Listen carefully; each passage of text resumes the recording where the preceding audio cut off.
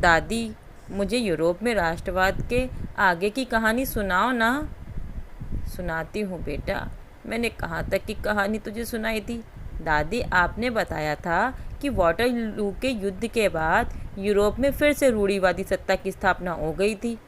आपने यह भी बताया कि ये व्यवस्थाएं पूरी तरह से निरंकुश थीं। अब ये बताओ ना दादी, फिर राष्ट्र राज्यों का उदय कैसे हुआ? हाँ हाँ, याद आया। तो सुनो बेटा, उसके आगे की कहानी सुनो। 1815 के बाद रूढ़िवादी सत्ताधारियों के दमन के भय से अनेक उदारवादी राष्ट्रवादियों को भूमिगत होना पड़ा। लेकिन ये रूढ़िवादी व्यवस्थाएं लोगों के मन से तो राष्ट्रवाद की भावना को समाप्त नहीं कर पाई थी ना बेटा। और जब निरंकुश ताकतें हद से ज़्यादा बढ़ जाती हैं, किसी समाज को हद से ज़्यादा दबाया जाता है, तो क्रांति की भावना और भी ज़्यादा बलवती होती है। इसी कारण बहुत सारे यूरोपीय राज्यों में क्रांतिकारियों को प्रशिक्षण देने और विचारों का प्रसार करने के लिए गुप्त संगठन बनाए गए। प्रेस की आज़ादी का भी मुद्दा उठाया गया। अब तो क्रांतिकारी राष्ट्रीय राज्यों की स्थापना को आज़ादी के इस संघर्ष का अनिवार्य हिस्सा मानने लगे थे। अच्छा दादी, और कौन से गुप्त संगठन बनाए गए थे? बेटा, इटली का एक क्रांतिकारी था, उसका नाम था जूसेपी मेसिनी। उसका जन्म 1807 में जेनेवा में हुआ था। वो बहुत क्रांतिकारी विचारधारा वाला व्यक्ति था। वो कार्बोनारी के गुप्त संगठन का सदस्य बन गया, और जब वो 24 साल का था ना बेटा, तो लिगुरिया में क्रांति करने के कारण उसे बहिष्कृत कर दिया गया था। अच्छा दादी, फिर उसने क्या किया? फिर बेटा, उसने 2 भूमिगत संगठनों की स्थापना की। दादी, वो संगठन कौन से थे? बेटा, पहला था मार्सेई में यंग इटली, और दूसरा था बर्न में यंग यूरोप। अच्छा दादी, तो क्या इन संगठनों से और भी लोग जुड़े? हाँ बेटा, पोलैंड, फ्रांस, इटली, जर्मनी राज्यों में समान विचार रखने वाले जितने भी युवा थे, वो सब इन संगठनों से जुड़ गए थे। मेसिनी का विश्वास था कि ईश्वर की मर्जी के अनुसार ही मनुष्यों की प्राकृतिक इकाई राष्ट्र है। क्या मतलब दादी? मतलब ये कि वह मानता था कि इटली, जो कि उसका देश था, छोटे छोटे राज्यों और प्रदेशों के पैबंदों की तरह तो नहीं रह सकता। उसे जोड़कर एक व्यापक राष्ट्र, एक एकीकृत गणतंत्र बनना ही चाहिए। और पता है बेटा, उसकी इस विचारधारा का क्या असर हुआ? क्या असर हुआ दादी? बेटा, उसके इस मॉडल की देखा देखी अब जर्मन, फ्रांस, स्विट्ज़रलैंड और पोलैंड में भी गुप्त संगठन बनने शुरू हो गए। अच्छा दादी, फिर आगे क्या हुआ? फिर बेटा, शुरू हुआ क्रांतियों का युग। मैंने बोला था ना बेटा कि जितना दबाया जाएगा, क्रांति की भावना उतनी ही ज़्यादा बलवती होगी। हाँ दादी, आपने बताया तो था। तो दादी, क्रांति का नेतृत्व किस वर्ग ने किया? बेटा, क्रांति का नेतृत्व किया उदारवादी राष्ट्रवादियों ने, जो शिक्षित मध्यम वर्गीय विशिष्ट लोग थे। इसमें प्रोफेसर, स्कूली अध्यापक, क्लर्क और वाणिज्य व्यापार में लगे हुए लोग थे। तो दादी, पहला विद्रोह, पहली क्रांति कहाँ हुई? बेटा, एक बार फिर प्रथम विद्रोह फ्रांस में ही हुआ। ये बात है जुलाई 1830 की। 1830 में फ्रांस में फिर से एक क्रांति हुई, और इस बार 1815 के बाद फिर से जिस बूर्बो राजवंश की सत्ता लाई गई थी ना, इस बार क्रांतिकारियों ने उसे उखाड़ फेंका। अच्छा, तो फिर दादी, इसके बाद फ्रांस में किसकी सत्ता की स्थापना हुई? बेटा, इस बार फ्रांस में संवैधानिक राजतंत्र की स्थापना की गई, जिसका अध्यक्ष लुई फिलिप को बनाया गया। और बेटा, ये तो तुमको पता ही है कि जब फ्रांस में कोई क्रांति होती है तो उसका प्रभाव यूरोप के सभी देशों पे पड़ता है। हाँ हाँ दादी, ऐसा तो पहले भी हुआ था ना। हाँ बेटा, मैटरनिक ने भी कहा था कि जब फ्रांस छींकता है तो बाकी यूरोप को सर्दी जुकाम तो हो ही जाता है। अच्छा दादी, तो क्या बाकी यूरोप को भी सर्दी जुकाम हुआ? हाँ बेटा, जुलाई क्रांति से ब्रसेल्स में भी विद्रोह भड़क गया, जिसके फलस्वरूप United Kingdom of the Netherlands से अलग हो गया। एक और घटना जिसने यूरोप में राष्ट्रीय भावनाओं को और भी अधिक बढ़ाया वह था यूनान का स्वतंत्रता संग्राम। यूनान का स्वतंत्रता संग्राम? हाँ बेटा, यूनान पहले ऑटोमन साम्राज्य का हिस्सा था। यूरोप के लोग यूनानी सभ्यता से सहानुभूति रखते थे। कवियों और कलाकारों ने यूनान को यूरोपीय सभ्यता का पालना बनाकर उसकी खूब प्रशंसा की थी और वे मुस्लिम साम्राज्य के विरुद्ध यूनान के संघर्ष के लिए जनमत भी जुटाने लग गए थे। यूनानियों को आज़ादी का संघर्ष 1921 में शुरू किया था। 1832 की कुस्तुनतुनिया की संधि ने यूनान को फिर से एक स्वतंत्र राष्ट्र की मान्यता दे दी। तो क्या दादी, यूरोप में राष्ट्रवाद की भावना क्रांतियों और संघर्ष द्वारा ही फैली? नहीं नहीं बेटा, कला, काव्य, कहानियों, किस्सों और संगीत ने भी राष्ट्रवादी भावनाओं को गढ़ने और व्यक्त करने में सहयोग दिया। इसे रोमानीवाद कहा गया। रोमानीवाद ने तो राष्ट्रीय संदेशों को उन लोगों तक भी पहुंचा दिया जो पढ़े लिखे नहीं थे। बेटा, मैंने बताया था ना कि पोलैंड को रूस, प्रशा, ऑस्ट्रिया जैसी शक्तियों ने बांट दिया था। हाँ दादी, उसका विभाजन जो कर लिया था। हाँ बेटा, लेकिन संगीत और भाषा के जरिए पोलैंड में राष्ट्रीय भावना जीवित रखी गई। रूसी कब्जे के बाद रूस ने पूरी कोशिश की कि पोलिश भाषा को पोलैंड से हटा दिया जाए, लेकिन चर्च के आयोजनों में, संपूर्ण धार्मिक शिक्षा में पोलिश भाषा का इस्तेमाल होता रहा। पोलिश भाषा को रूसी प्रभुत्व के विरुद्ध संघर्ष के प्रतीक के रूप में देखा जाने लगा। ग्रिम्स फेयरी टेल्स ने भी ऐसा ही काम किया। अच्छा दादी, फिर आगे क्या हुआ? बेटा, 1830 के दशक में यूरोप में जनसंख्या में भारी वृद्धि हुई, जिसकी वजह से रोजगार में कमी आ गई और खाने पीने की चीज़ों की कीमतें बढ़ने लगीं। आम जनता अपने देश की शासन व्यवस्था से तंग आ गई थी। 1845 में सिलेरियो के बुनकरों ने ठेकेदारों के शोषण के विरुद्ध विद्रोह कर दिया। 1848 में तो खाने पीने की कमी और बेरोजगारी इतनी बढ़ गई कि पेरिस के लोग सड़कों पर उतर आए और विद्रोह होने लगे। उस समय फ्रांस का राजा दादी लुई फिलिप, हाँ बेटा, लुई फिलिप को इस विद्रोह ने भागने पर मजबूर कर दिया। अब फ्रांस में राष्ट्रीय सभा ने गणतंत्र की घोषणा करते हुए 21 वर्ष के ऊपर सभी वयस्क पुरुषों को मताधिकार प्रदान किया और रोजगार उपलब्ध कराने के लिए राष्ट्रीय कारखाने स्थापित किए गए। 1848 में जब किसान और मजदूर विद्रोह कर रहे थे ना, तब मध्यम वर्ग ने भी क्रांति शुरू कर दी। कामकाजी मध्यम वर्गों के स्त्री और पुरुष दोनों ने ही संविधानवाद की मांग को राष्ट्रीय एकीकरण की मांग से जोड़ दिया। अच्छा, फिर तो ये आंदोलन काफ़ी बढ़ गया होगा ना दादी? हाँ बेटा, बड़ी संख्या में राजनीतिक संगठन फ्रैंकफर्ट शहर में मिले और उन्होंने एक सर्व जर्मन नेशनल असेंबली के पक्ष में मतदान का फैसला लिया। 18 मई 1848 को 831 निर्वाचित प्रतिनिधियों ने एक सजे धजे जुलूस में जाकर फ्रैंकफर्ट संसद में अपना स्थान ग्रहण किया। उन्होंने जर्मन राष्ट्र के लिए संविधान का प्रारूप भी तैयार किया। बेटा, इस राष्ट्र की अध्यक्षता एक ऐसे राजा को सौंपी जानी थी जिसे संसद के अधीन रहना था। प्रतिनिधि प्रशा के राजा फ्रेडरिक विल्हेम चतुर्थ को ताज पहनाना चाहते थे, लेकिन उस राजा ने तो उन राजाओं का साथ दिया जो निर्वाचित सभा के विरोधी थे और ताज पहनना अस्वीकार कर दिया। अरे दादी, फिर क्या हुआ? हुआ क्या बेटा, अंत में नेशनल असेंबली को भंग ही करना पड़ा। उफ दादी, ये तो फिर बुरा हुआ। हाँ बेटा। दादी, मुझे एक बात पूछनी थी। आपने बताया कि राष्ट्रीय सभा में सभी वयस्क पुरुषों को मताधिकार प्रदान किया गया था, तो क्या इस बार फिर महिलाओं को मताधिकार नहीं दिया? हाँ बेटा, ये एक दुख की बात है। महिलाओं को इस बार भी वोट देने के अधिकार से वंचित रखा गया।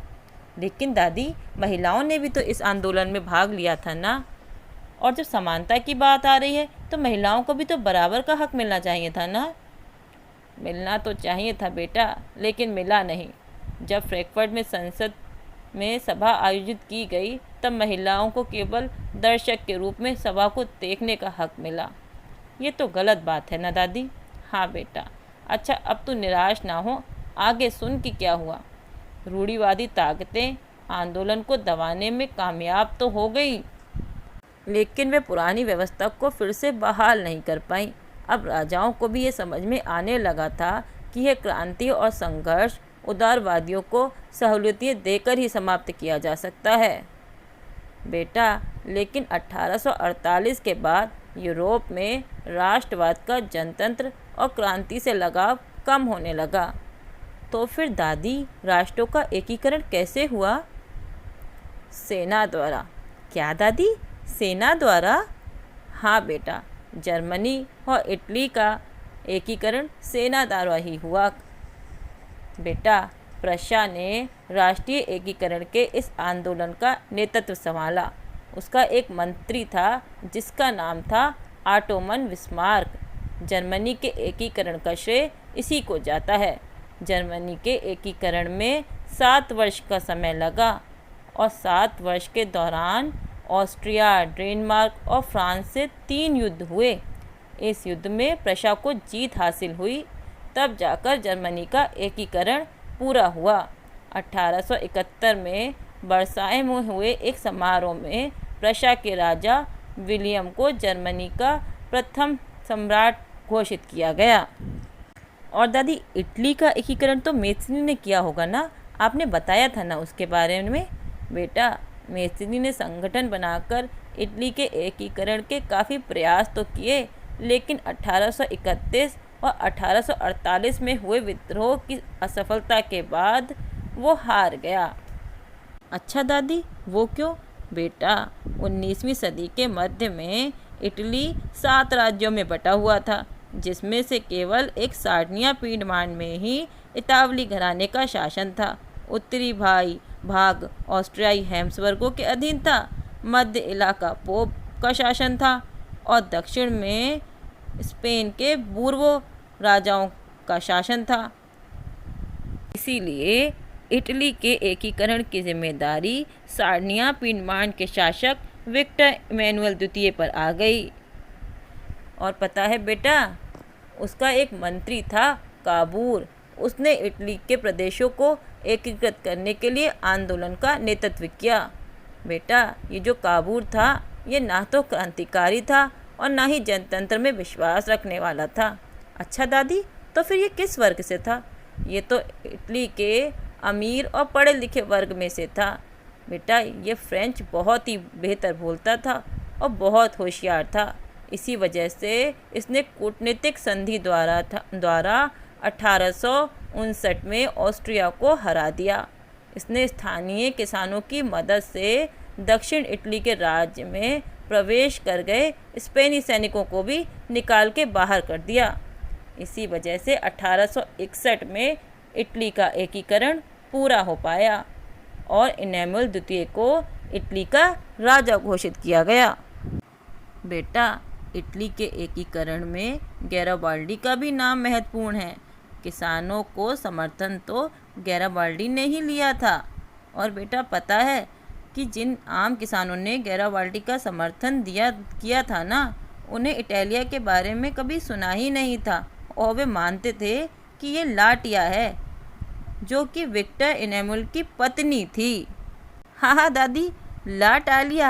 हाँ, ऐसा क्यों दादी? बेटा, शायद वो लोग पढ़े लिखे नहीं थे, इसी वजह से ऐसा था। बेटा, ब्रिटेन की दास्तान तो और भी अजीब और रोचक है।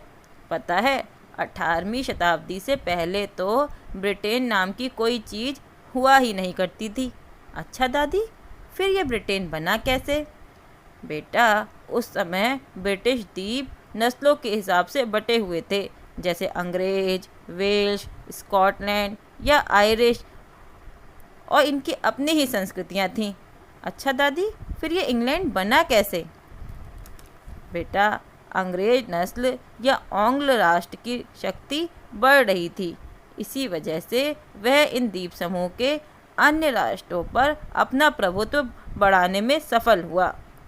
बेटा, इंग्लैंड में भी एक क्रांति हुई थी, 1688 की रक्तहीन क्रांति। इस क्रांति के बाद आंग्ल संसद ने राजतंत्र से की ताकतें छीन ली और एक राष्ट्र राज्य का निर्माण हुआ। इंग्लैंड और स्कॉटलैंड के बीच 1707 में एक्ट ऑफ यूनियन बना। फिर किंगडम ऑफ ग्रेट ब्रिटेन का गठन हुआ। बेटा, पता है, इसके बाद ब्रिटेनी संसद में आंग्ल सदस्यों का दबदबा बना रहा, जिसकी वजह से स्कॉटलैंड की संस्कृति और राजनीतिक संस्थाओं को योजनाबद्ध तरीके से दबाया गया। और जब भी यह लोग अपनी आज़ादी को व्यक्त करने का उन्होंने प्रयास किया तो उनका दमन किया गया। ऐसा ही हर्ष आयरलैंड का भी हुआ। वहाँ पे भी कैथोलिक और प्रोटेस्टेंट दो धार्मिक गुटों में हमेशा झगड़ा चलता रहता था।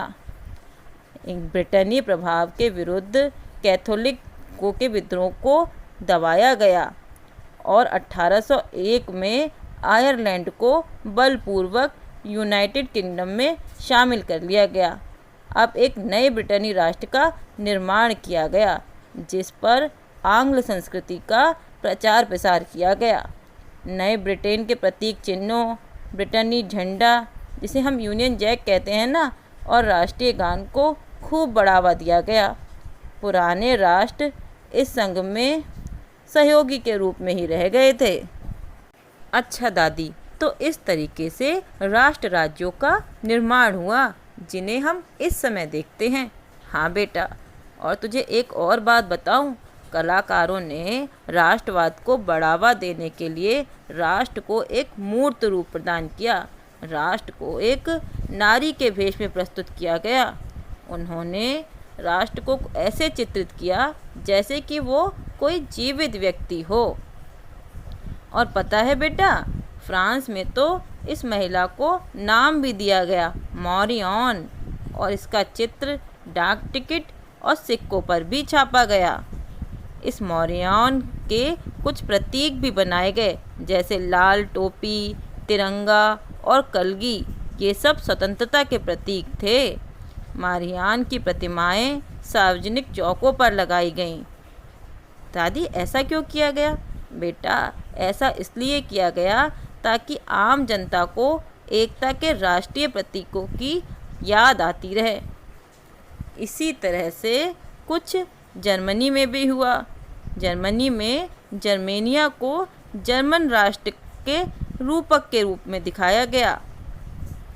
ये बलूत का जो वृक्ष होता है ना, उसके पत्तों का मुकुट पहनती थी, क्योंकि बेटा पता है, जर्मन बलूत वीरता का प्रतीक है। इसी तरह के कुछ और चित्र और प्रतीक भी बनाए गए थे। अरे वाह दादी, और फिर इसी राष्ट्रवाद की वजह से तो राष्ट्र राज्यों का निर्माण हो पाया। हाँ बेटा, राष्ट्रवाद कितनी अच्छी चीज़ होती है ना, अपने देश से प्यार करना। हाँ बेटा, होता है, लेकिन अति हर चीज़ की बुरी होती है। तो क्या दादी, अपने देश से बहुत ज़्यादा प्यार करना भी क्या बुरा हो सकता है? हो सकता है बेटा, अति हर चीज़ की ही बुरी होती है। मैंने बताया ना बेटा, वक्त के साथ राष्ट्रवाद का जो आदर्श रूप था वह नहीं रहा। अब ये एक संकीर्ण सिद्धांत बन गया था। यूरोप के देश अति राष्ट्रवाद के कारण एक दूसरे के शत्रु बन गए थे और हमेशा लड़ने के लिए तैयार रहते थे। बाल्कान में तो ये स्थिति और भी अधिक गंभीर हो गई थी। बाल्कान तो तनाव का क्षेत्र ही बन गया था। बाल्कान, इसकी क्या कहानी है दादी, ये भी बताओ ना। हाँ बेटा, बाल्कान एक ऐसा क्षेत्र था जो भौगोलिक और जिसमें जातीय भिन्नता पाई जाती थी। आधुनिक रोमानिया, बुल्गारिया, अल्बानिया, यूनान, मैसिडोनिया, क्रोएशिया, बोस्निया हर्जेगोविना, स्लोविया, ये सब बाल्कान के क्षेत्र हुआ करते थे। बाल्कान का एक बड़ा हिस्सा ऑटोमन साम्राज्य के नियंत्रण में था। जब तक ऑटोमन साम्राज्य शक्तिशाली रहा तब तक तो स्थिति ठीक रही, लेकिन ऑटोमन साम्राज्य के विघटन के बाद स्थिति बहुत खराब हो गई। यूरोपीय राष्ट्रीयताएं ऑटोमन साम्राज्य के चंगुल से निकलने के लिए अपनी अपनी स्वतंत्रता की घोषणा करने लगीं। बाल्कान गहरे टकराव का क्षेत्र बन गया। बाल्कन राज्य एक दूसरे से भारी ईर्ष्या करते थे और हर एक राज्य अपने लिए ज़्यादा इलाका हथियाने की उम्मीद रखता था। परिस्थितियाँ और भी अधिक खराब इसलिए हो गईं क्योंकि यूरोपीय शक्तियाँ भी इसमें दखल देने लगीं। बड़ी बड़ी शक्तियों के बीच में प्रतिस्पर्धा होने लगी। और बेटा पता है, इस इलाके में कई युद्ध हुए और इन युद्धों का परिणाम कहाँ पे जाके रुका दादी? इस बाल्कान समस्या की वजह से प्रथम विश्व युद्ध भी हुआ। ओहो दादी, तो अति राष्ट्रवाद का परिणाम प्रथम विश्व युद्ध भी था। हाँ बेटा, इसीलिए तो मैंने कहा अति हर चीज़ की बुरी होती है। और पता है बेटा, अति राष्ट्रवाद हद से ज़्यादा होना ही साम्राज्यवाद का जन्मदाता भी माना जाता है। हाँ बेटा, राष्ट्रवाद साम्राज्यवाद से जुड़कर 1914 में यूरोप को महाविपता यानी कि महायुद्ध की ओर ले गया। और पता है बेटा, साम्राज्यवाद की वजह से ही एशिया और अफ्रीका के देश यूरोप के देशों के गुलाम बने, क्योंकि यूरोप के देश अपने राष्ट्रवाद की वजह से अपने देश की ताकतों को बढ़ाना चाहते थे और उन्होंने अन्य देशों को अपना गुलाम बनाना शुरू कर दिया था, जिसकी वजह से औपनिवेशीकरण हुआ एशिया और अफ्रीका के देशों का।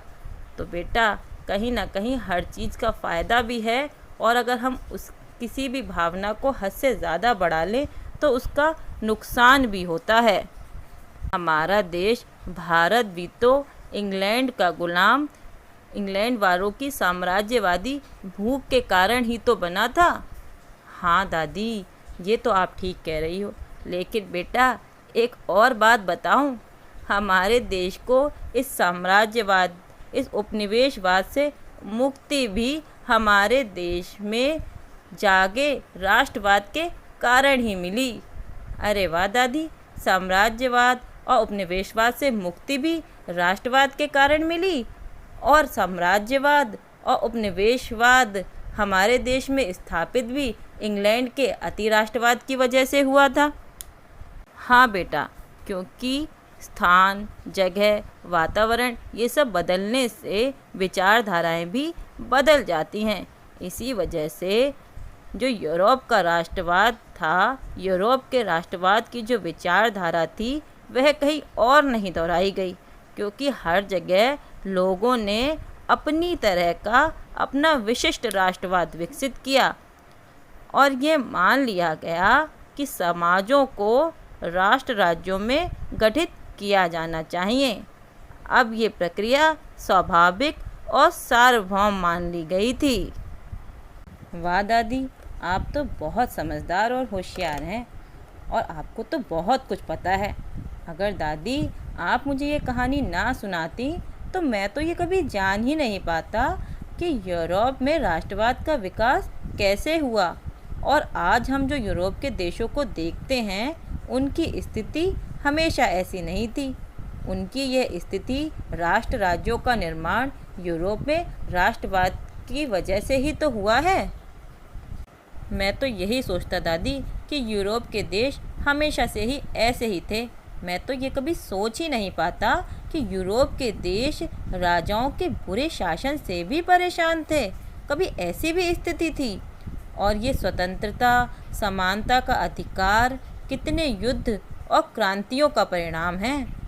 और दादी, ये बात तो मुझे बिल्कुल ही नहीं पता थी कि वोट देने का अधिकार फ्रांस के लोगों को, सभी को वोट देने का अधिकार, मतलब दादी फ्रांस के लोगों को कितना बाद में मिला। शुरू में तो बस जिनके पास संपत्ति थी उन्हीं को वोट देने का अधिकार मिला हुआ था ना फ्रांस में। हाँ बेटा, बहुत अच्छे से तुमने कहानी सुनी और समझी भी। दादी, मुझे यह भी समझ में आया कि राष्ट्रीय झंडे, राष्ट्रीय प्रतीक और राष्ट्रीय भाषा को इतना अधिक महत्व क्यों दिया जाता है। क्योंकि दादी, इन चिन्हों, प्रतीकों और भाषाओं से ही तो राष्ट्रवाद का विकास हुआ। इन्होंने कितना योगदान दिया था ना राष्ट्रवाद के विकास में। इसीलिए ये दादी किसी भी राष्ट्र के लिए महत्वपूर्ण होते हैं। हाँ बेटा, फ्रांसीसी दार्शनिक रेनन ने भी अपने एक व्याख्यान में कहा था कि एक राष्ट्र लंबे प्रयासों, त्याग और निष्ठा का चरम बिंदु होता है। यह एक सामाजिक पूंजी है जिस पर राष्ट्रीय विचार आधारित किया जाता है। इसीलिए तो बेटा लोग अपने देश पर जान न्यौछावर करने के लिए तैयार रहते हैं। उसने ये भी कहा, राष्ट्र एक बड़ी व्यापक एकता है और जनमत संग्रह इसका अस्तित्व है। हाँ दादी, ये तो मैं भी समझ गया कि जनमत संग्रह ही राष्ट्र का आधार होते हैं। हाँ बेटा, अगर दुनिया में केवल एक कानून और एक ही मालिक होगा तो सबकी स्वतंत्रता तो खत्म ही हो जाएगी। हाँ दादी, आप बिल्कुल ठीक कह रही हैं। तो दादी, आपने जो कहानी सुनाई थी शुरू में कि फ्रांसीसी कलाकार फ्रेडरिक सरेयू ने जो चित्र बनाया था, उसने जो एक सपना देखा था, उसने जो सपनों का चित्र बनाया था, उसका सपना तो पूरा हो गया ना दादी। उसने कितना सुनहरा सपना देखा था। क्या क्या सोचता होगा, इसका मतलब वो अपने राष्ट्र के बारे में। हाँ बेटा, सोचता होगा, तभी तो बनाया था ना उसने। दादी, फ्रेडरिक सरेयू ने तो अपनी कल्पना द्वारा चित्र में जो भी बनाया बिल्कुल सब सच साबित हुआ। तो क्या दादी, ये जो मैंने चित्र बनाया है, मैंने ये जो पेंटिंग आपको दिखाई थी कल, क्या वो भी सच होगी? दादी, मैंने उस पेंटिंग में रंग भी भर लिए। दादी, ये भी सोचो ना, क्या मेरी पेंटिंग सच होगी या नहीं? हाँ हाँ मेरे लाल, तेरी पेंटिंग भी सच होगी। जल्दी ही दुनिया से हम अगर कोशिश करते रहे, सरकार की गाइडलाइन जो आई है उसको मानते रहे, तो कोरोना बीमारी दूर भाग जाएगी। तेरे स्कूल फिर से खुल ही जाएंगे और एक बार फिर से तू अपने दोस्तों के साथ क्रिकेट खेलेगा। ज़्यादा परेशान मत हो, कोई भी चीज़ दुनिया में बहुत लंबे समय तक नहीं टिकती। हाँ दादी, मुझे भी इसी दिन का इंतज़ार है। अच्छा, अब चल जा, मैं थोड़ा सोऊंगी, जाके अपनी बहन के साथ लूडो खेल। प्रस्तुति तृप्ति मोहर, सहायक अध्यापिका, राजकीय बालिका इंटर कॉलेज किला रामपुर से। कक्षा 10 सामाजिक विज्ञान, इतिहास का प्रथम अध्याय, यूरोप में राष्ट्रवाद का उदय। धन्यवाद।